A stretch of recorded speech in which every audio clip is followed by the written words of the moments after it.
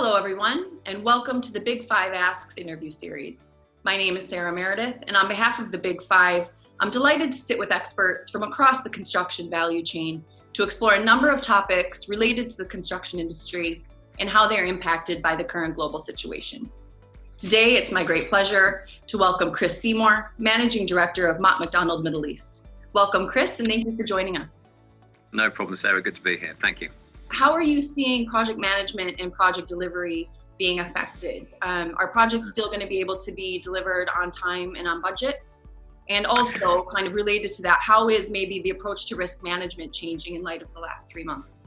Put it this way, we haven't seen material delays due to the pandemic. There have been some delays relating to projects being reanalyzed, reorganized to match what the new market might be. But your question around productivity, we haven't seen any material delays to that yet. I think those delays in productivity due to non-productive time with relating to social distancing on site, the inspections take longer because there's an inspect and a stand back process.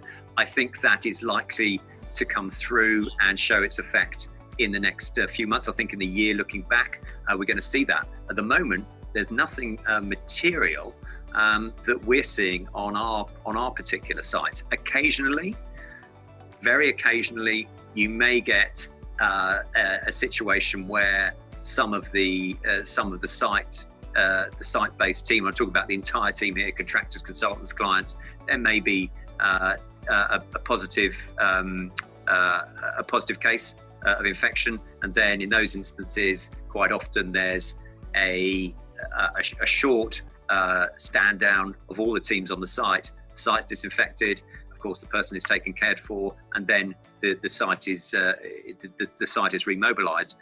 But not seeing material delays at the moment. In terms of cost, again, I think there potentially is a cost around non-productive working because of all the issues I've just mentioned. I'm certainly hearing that from some of my contractor contacts are definitely talking about that. Again, it's difficult to see yet how that's materializing, but it feels that there's probably going to be something there, because indeed whilst we may retain productivity in a home working and office working scenario, is with physical restrictions, it's difficult to see how that would have no effect on a site. It seems that it probably would have some effect, yes.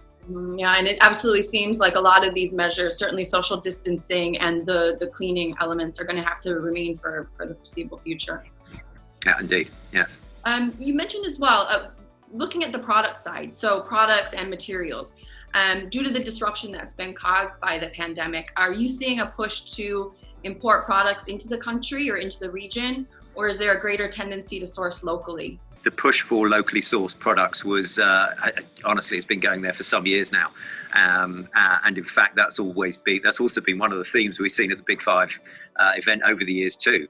And I think that with the pandemic and the slowdown of logistics generally, this has become more focused. Have there been delays because of materials shortages?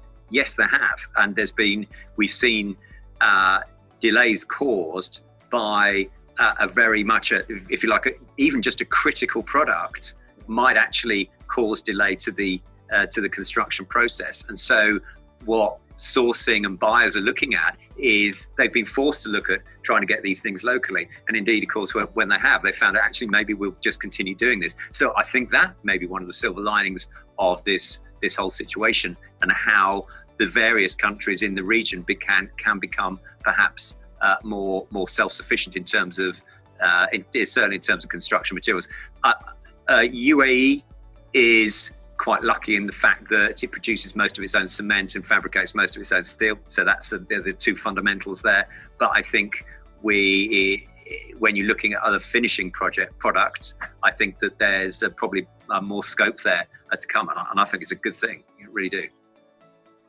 Fantastic. You kind of touched on self-sufficiency there, and also we talked earlier a little bit about some of the implications on staffing on site.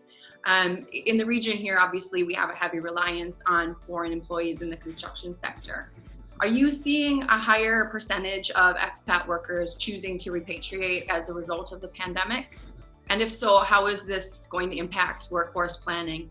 And also, I guess, moving forward, do you anticipate any significant changes to resourcing in the post-COVID era?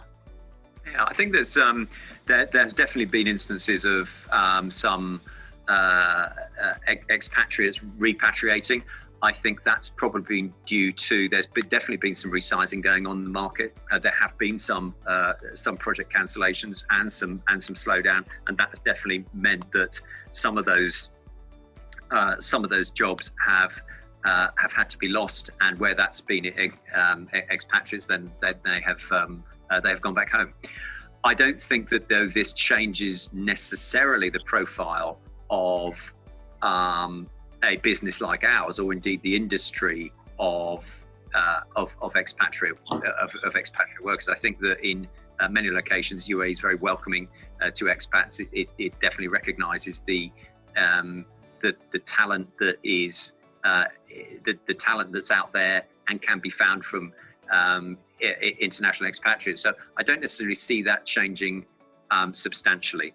One thing, however, I would say is that there is I think that there is a need for more local participation in the industry, and this has nothing to do with the pandemic, and indeed is not driven by the pandemic. But what we see is the necessity to necessary from the perspective of culture, giving back to the economy, and really just supporting the place that we're in, is to employ more locally qualified and locally sourced talent.